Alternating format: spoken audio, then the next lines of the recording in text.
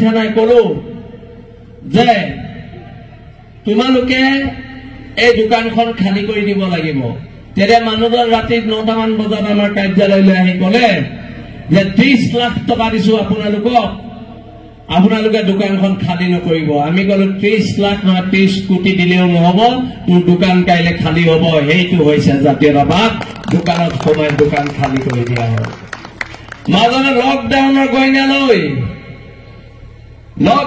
গইনা লৈ 3000 অসমীয়া খিলঞ্জীয়া ল'ৰা ছোৱালীক চাকৰিৰ পৰা উলিয়াই দিয়া হ'ল।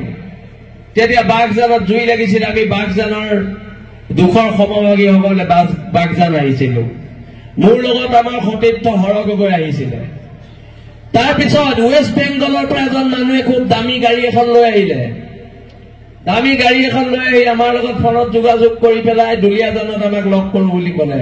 তেতিয়া যিহেতু হোটেলবিলাক বন্ধ, হোটেলবোৰ বন্ধ আছিলে লকডাউনৰ বাবে, হৰ কুমাৰ গগৈ গাড়ীখন সৰু আছিলে।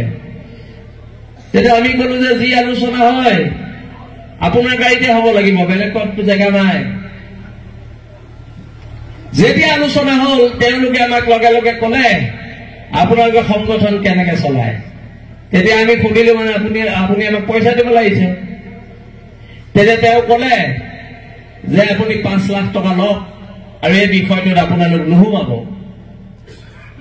তেতিয়া লগে লগে গাড়ীৰ ভিতৰত কোৱা হ'ল এতিয়াই যদি লেপটপ খুলি 3000 অসমীয়া ল'ৰা ছোৱালীক চাকৰি নিদিয় তই ৱেষ্ট বেংগল নেপাবিগে, সেইটো বিল আছে থানাৰ। লগে লগে লেপটপ খুলি 3000 অসমীয়া ল'ৰাক চাকৰি দিছে। সেইটো হৈছে জাতীয়তাবাদ। স্বাভিমানে জীয়াই থাকিবলৈ শিকিব লাগিব আৰু স্পষ্টকে কথাবিলাক ক'বলৈ শিকিব লাগিব। আৰু এনেকুৱা নেতৃত্বৰ হাতত কেতিয়াও আন্দোলন কৰিব নালাগে যি জনসাধাৰণক উচতাই জোল খাই 5টাকৈ ল'ৰা শ্বহীদ হোৱাৰ পিছত নাচ গানৰ নাটক কৰি কোনোবাই ৰাজনৈতিক দল খুলিলে, কোনোবাই MLA হ'ল, কোনোবা মন্ত্ৰী হ'ল।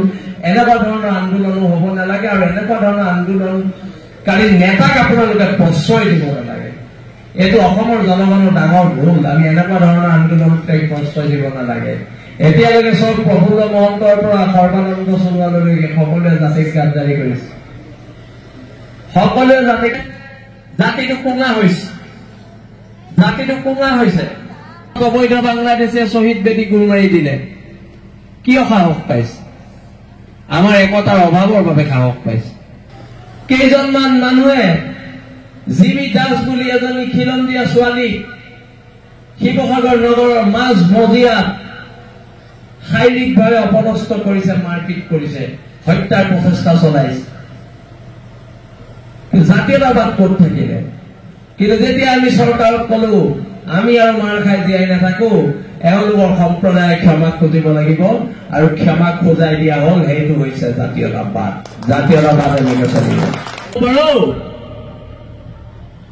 2016 বিজেপি চৰকাৰ অহাৰ পিছৰ পৰা যদি দেশ জাতিৰ কাৰণে খিলঞ্জীয়া মানুহৰ এখন সৰু ঘুমটিৰ কাৰণেও জেল খাবলগীয়া হৈছে, সেই সৈনিকসকল হৈছে বীৰ লাচিত সেনা নামৰ এটা মহান শক্তিৰ সৈনিক।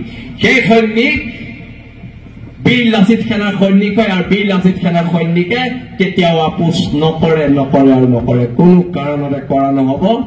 আৰু দীঘলীয়া সময়, দীঘলীয়া সংগ্ৰামৰ কাৰণে খিলঞ্জীয়া মানুহ সাজু থাকক। আমি যে সংগ্ৰামখন কৰি আছো কাৰ কাৰণে? ইয়াত বহি থকা কণ কণ ল'ৰা ছোৱালীবোৰৰ কাৰণে। কাইলৈ যাতে তিনিচুকীয়া টাউনত এওঁলোকে মুক্ত মনে খোজকাঢ়িব পাৰে। কাইলৈ যাতে গুইজানত এওঁলোকে মুক্ত মনে ৰাতি 12টা বজাত খোজকাঢ়িব পাৰে। ৰাতি 12টা বজাত যদি গুইজানৰ ছোৱালী এজনী কিবা বিপদো হয়, তাই যদি ঘৰৰ পৰা ওলাই যাবলগীয়া হয়, অন্তত মাক আৰু দেউতাকে এটা কথা ছোৱালীজনীক আশ্বস্ত দি ক'ব পাৰিব, যা তহঁতৰ ৰাস্তাত একো নহয়, বীৰ লাচিত সেনাৰ দাদাকেইটা আছে, তহঁতক কোনোবাই কিবা ৰঙা চকু দেখুৱালে ৰঙা চকু কাঢ়ি অনা হ'ব। এই ধৰণৰ বিপ্লৱ হ'ব। আমি আপোনালোকৰ সাহস হ'ব বিচাৰো। আমি খিলঞ্জীয়া মানুহৰ সাহস হৈ জীয়াই থাকিব বিচাৰো। আৰু বহুতো বক্তা আছে, মই বেছি নকওঁ, আমনিও পাইছে চাগে। আৰু অনাগত দিনত এখন ঐক্যবদ্ধ সংগ্ৰাম হ'ব। আৰু এই সংগ্ৰাম ঢোলটো বচোৱাৰ সংগ্ৰাম, এই সংগ্ৰাম পেপাটো বচোৱাৰ সংগ্ৰাম, এই সংগ্ৰাম আমাৰ মৈদামগীতা বচোৱাৰ সংগ্ৰাম, এই সংগ্ৰাম আমাৰ বিহু বচোৱাৰ সংগ্ৰাম, এই সংগ্ৰাম আমাৰ হেংদাং বচোৱাৰ সংগ্ৰাম, এই সংগ্ৰাম যিদৰে ব্ৰহ্মপুত্ৰ নদীৰ গতিক কোনেও ৰুদ্ধ কৰিব নোৱাৰে, বীৰ লাচিত সেনাৰ এই গতিকো কোনো চৰকাৰে ৰুদ্ধ কৰিব নোৱাৰে। ইয়াকে কৈ মোৰ চমু বক্তব্য সামৰণি মাৰিলো। ধন্যবাদ। জয় আই অসম।